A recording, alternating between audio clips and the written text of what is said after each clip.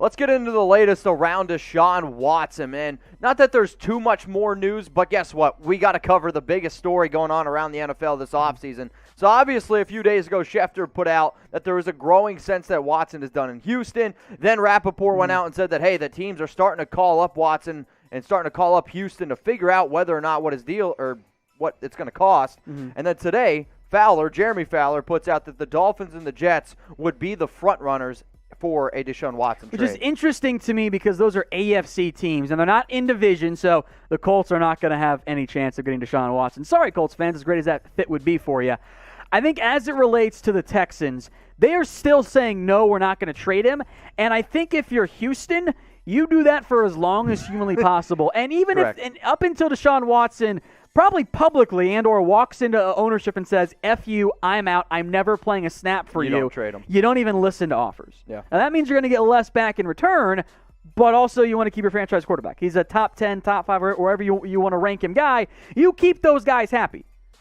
It's pretty simple. Absolutely. So the reason why the Dolphins and the Jets were linked and basically the front runners, if you will, draft capital. I mean, it's the Jets having the number 2 pick, the Dolphins having 4 picks in the top 50, that number 3 overall pick. I thought the Carolina Panthers were a pretty interesting team. I mean, Christian McCaffrey, a lot of good receivers there. Matt Rule, I am a believer in him, and I actually think that if he goes to Carolina, he could really be the front runner. Back home, kind of. He could also be the front runner in that division with all those older quarterbacks. Yeah. The Bears, the Washington football team, great defenses, but the only way if I'm Watson, I'm going back to Chicago or going to Chicago is if you figure out what the heck's going on with Allen Robinson, because if there's no Allen Robinson, I'm not going there. Exactly. So here's what Jeremy Fowler had to say about Deshaun Watson and basically what they would be looking for in a trade. The baseline asking price will include a minimum of 3 first-round picks, at least 1 other higher draft pick, and possibly a star or ascending player. And a lot of this depends on what team is making the trade. For example, the Dolphins' first-round picks are worth a lot more than the Saints' first-round picks. Correct. Just with where they're drafting, where those organizations are at. And if you trade Deshaun Watson, you also assume the future first-round picks are probably going to be later-round selections. Hopefully. That's why you trade for them. Exactly. So it depends on what players getting moved hypothetically, where you're drafting. So is it in division, AFC, NFC? All those things go in. It's not like the first-round picks are equal across the board. I think we all know that pretty well. Yeah.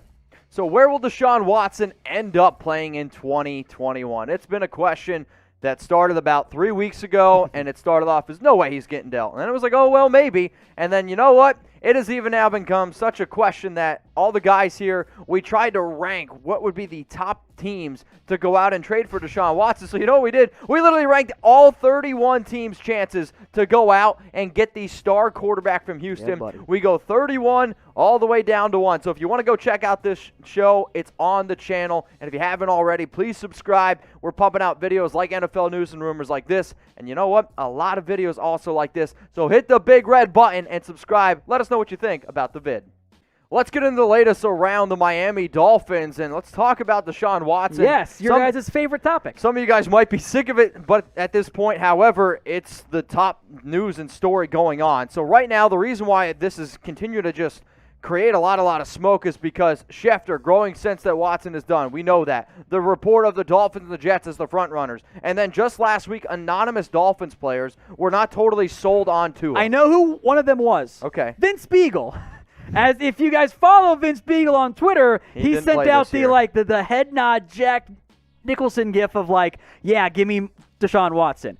There's one of your sources. Way to out yourself, dude. What are you doing? I understand that Tua didn't have the best year, but he was drafted number 5 overall. That's why a lot of Dolphins fans are like, oh my gosh, I can't believe we're talking about this again. But if you have a chance to get your hands on a top 5 quarterback in the NFL, especially at his age, with his ability to not only be able to pass the football, you see the numbers here, but also be able to run the football. And I'll say the one thing that's really, really missing from this team to take them over the next step, the defense is there. Sure, your running backs don't have big names, but they put up solid production.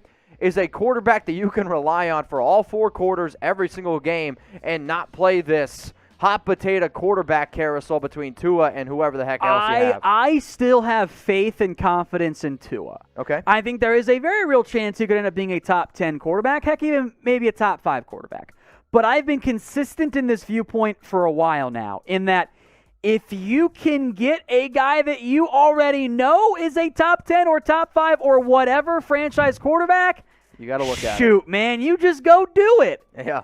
No, Because you can get that guy. Look, if Tua had been awesome, if Tua had put up a Justin Herbert caliber season, I think that would be a different conversation. Exactly. And although I still believe in Tua, he did not. If Yep. you're Miami, you would be doing your organization a disservice with all these draft picks to not at least look and see what the cost is. Yeah, hey, I'm with you. So let's go back to this Jeremy Fowler quote on basically what it's going to cost to get Deshaun Watson, and then we'll show you a fun little trade here. Mm-hmm. The baseline asking price will include a minimum of 3 first-round picks, at least 1 other high draft pick, and possibly a star or ascending player.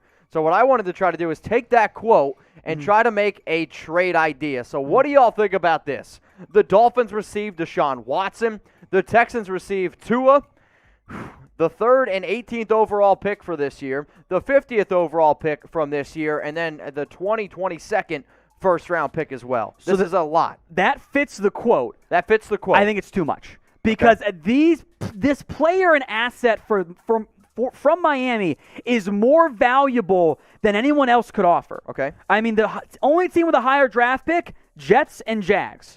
Now, if the Jets offer 2, maybe you get into a bidding war there, but Miami can offer Tua. Houston can have a potential franchise quarterback who's better than Sam Darnold, by the way. So I don't think you have to offer Tua and 3 firsts and a second-round pick. Frankly, if I'm Miami, I don't know if it's my starting offer or my final offer or somewhere in between. It might just be Tua and 2 firsts because that's a top 5 pick and 18 overall. Those 2 picks are more valuable than any 3 combination or 4 combination that another team could theoretically put together. I'll tell you what, if it's Tua and 2 first-round picks for Deshaun Watson, I'd take that trade in a heartbeat. So who wins this trade idea? Type D for the Dolphins, type T for the Texans.